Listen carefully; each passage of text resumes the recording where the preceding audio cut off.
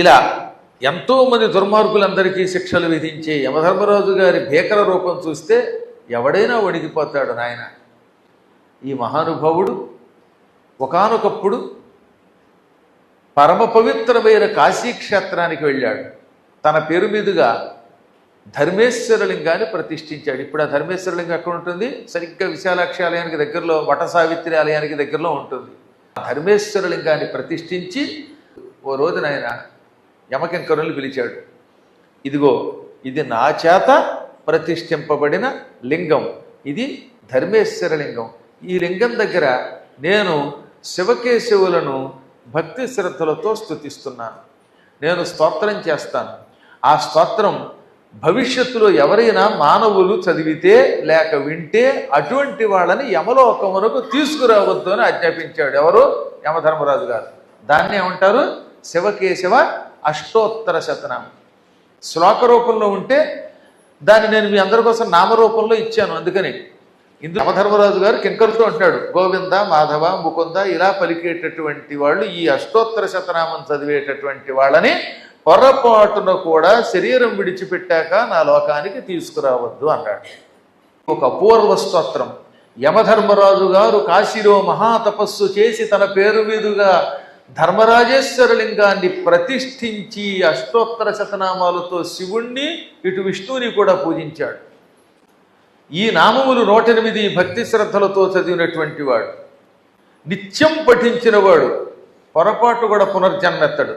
ఇంకా పుణ్యతిథులలో కాశీలో కానీ లేదా గురు సన్నిధిలో కానీ ఏదైనా క్షేత్రంలో కానీ ఈ అష్టోత్తర శతనామాలు విన్నా పారాయణ చేసిన వారికి పునర్జన్మ ఉండదు. పారాయణ చేయలేకపోతే వినండి కనీసం యూట్యూబ్, అప్పుడు వాళ్ళకి పునర్జన్మ ఉండదు. యమకింకర భయం ఉండదని వరం ఇచ్చాడు. ఆయనే చెట్టతో చెప్పాడండి. ఏమన్నాడు? అగస్త్యుడు లోపాముద్రకి ఈ కథంతా చెబుతూ లోపాముద్ర విను అని 111 శ్లోకంలో కాశీఖండంలో అష్టమోధ్యాయంలో అంటాడు. ఏమని?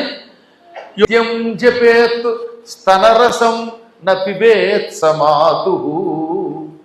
యమధర్మరాజు గారి చేత రచింపబడిన ఈ శివకేశవ అష్టోత్తర శతనామము అత్యంత పవిత్రమైనది, అందమైన కూర్పు.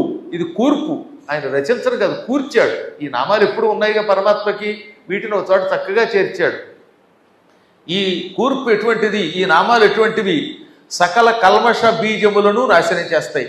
అసలు పాపము చెయ్యాలనే ఊహ కూడా రానివ్వవు.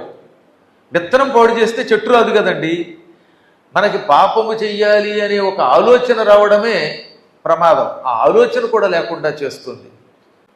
పైగా ఒక నామం విష్ణువుది, ఒక నామం శివునిది. అటువంటి పవిత్ర నామం చాలా అరుదుగా ఉంటాయి. ఈ నామములను నిత్యం జపించిన వాడు, నిత్యము జపించిన వాడు ఇక మళ్ళీ భవిష్యత్తులో తల్లిపాలు తాగడు. అంటే అర్థం, ఈ నామములను జపం చేస్తే మళ్ళీ భూలోకంలోకి రావలసిన అవసరం లేదు, జన్మించవలసిన అవసరం లేదు. అనగా పునర్జన్మ లేని అపునరావృత్తి అయినటువంటి ఒక దివ్య కైవల్య పదం పొందగలుగుతాడు. ఇది గ్యారంటీ అన్నాడు.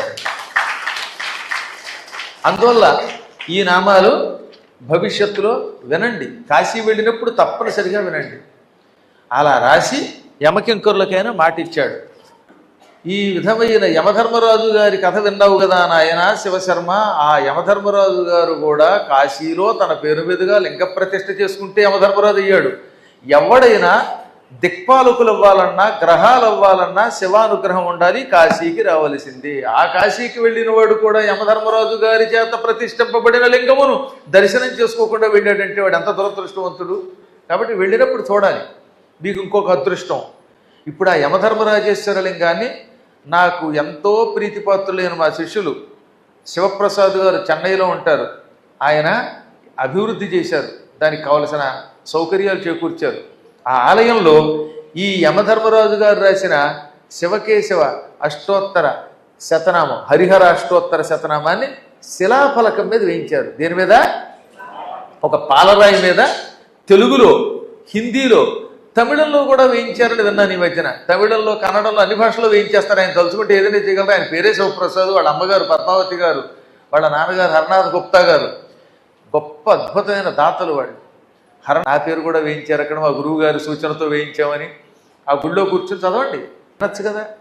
ఇంక వాడికి భూలోకంలో రావాల్సిన అవసరం లేదు, పాలు తాగక్కర్లేదు, పాపాలు రావు, శాశ్వతంగా దివ్యలోకానికి వెడతాడు.